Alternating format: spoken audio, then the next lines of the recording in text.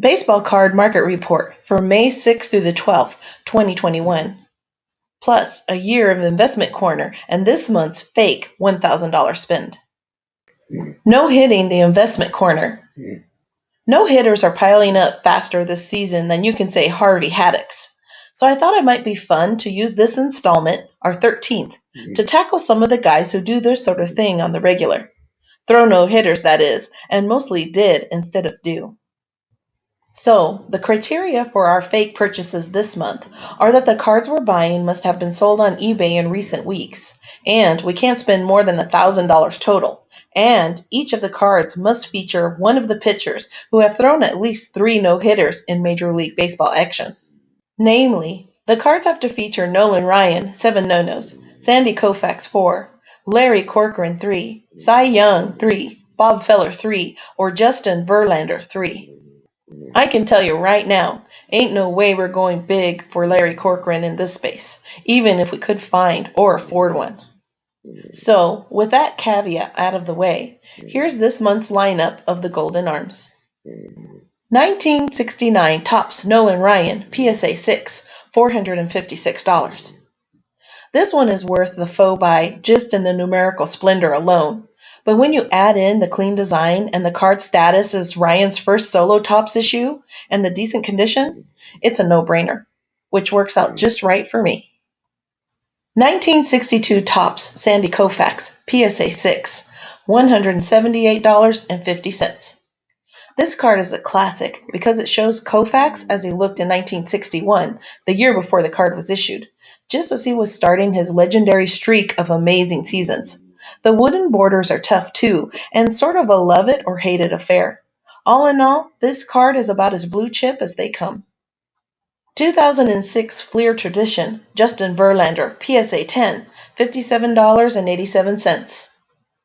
I had forgotten that Verlander makes the cut for this list, and he's been sort of out of the spotlight lately, with that funky 2020 season and his Tommy John recovery this year. But here we have a rookie-ish card of a future Hall of Famer, done up in a style that's sort of a hybrid between the 1976 Topps and the 1959 Bazooka. Hard to imagine it losing much ground in the coming years. 1952 Wheaties Bob Feller Portrait, PSA 9, $266.18.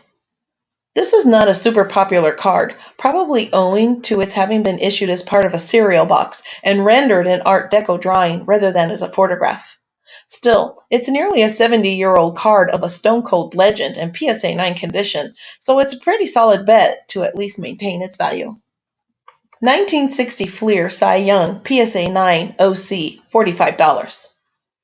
This one technically breaks our bank by about $3, but it's sold as best offer, and eBay no longer gives us the ability to see the actual selling price for those OBO listings.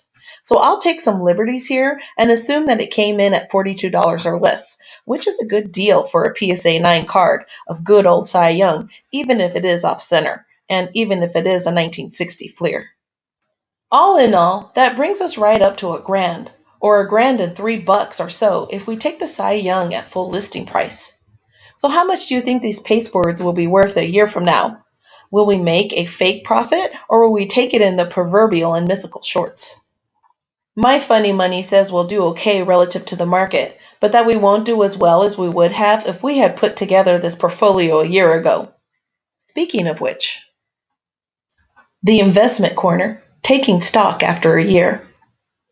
Those cards previously, the ones without any hits but with plenty of zeros behind them, represent our 13th trip to the old investment corner. You know what that means, right? Yeah, we're suckers for habit, sure. But it also means that it's been a year, roughly, since the principal first sent us over here to think about what we did and what we couldn't buy, but could pretend to buy. And that means it's time to take stock of how we did with the very first round of investment corner picks, wherein we didn't spend stimulus money on guys who might someday make the Hall of Fame and on guys who were aging legends. You can read the full report in the link in our description below. The meat is up next, though, where I list the cards we bought last year and how much we paid then and how much we'd have to pay now for the same card and the difference between the two.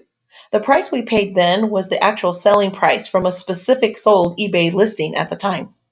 The price we'd have to pay now, listed as sold, is culled from the PSA Auction Prices Realize tool, generally taking the most recent sale of a given card in any given condition as our barometer. I did make a couple of executive edits, though, where obvious outliers popped up. In those cases, I either took a recent average or went back to the sold eBay listings. Here's what I found. 1986 Topps Traded Barry Bonds PSA 10. Bought 5/2020 for $325. Sold 5/2021 for $480. Profit loss plus $155 plus 48%. 1984 Fleer Update Roger Clemens PSA 9. Bought 5/2020 for $371. Sold 5/2021 for $454. Profit loss plus $83 plus 22%. 1965 Topps Pete Rose PSA 7. Bought 5/2020 for $210. Sold 5/2021 for $432. Profit loss plus $222 plus 106%. 1978 Topps Lou Whitaker PSA 9. Bought 5/2020 for $170. Sold 5/2021 for $300. Profit loss plus $130 plus 43%. 1974 Topps Willie Mays World Series PSA 9. Bought 5/2020 for $90. Sold 5/2021 for $66. Profit loss minus $24 minus 27%. 1982 Topps Kmart Hank Aaron PSA 10. Bought 5/2020 for $25. Sold 5/2021 for $56.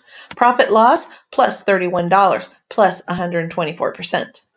All in all, we spent $1,191 on our 6-card portfolio last May and sold them for $1,788 this spring, which works out for a profit of $597 or 50%.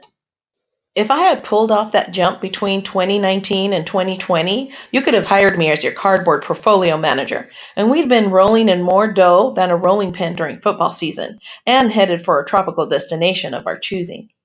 But in 2020 and into 2021, when a Sid Manji third-year card sells for more than your typical used Hyundai, I suspect these results are pretty typical and indicative of the market as a whole. I do wonder about that relative direction and magnitude of change in that last May's card, though, and I may even have a beef with it. Or I may just have to go pick up a few, but for real this time.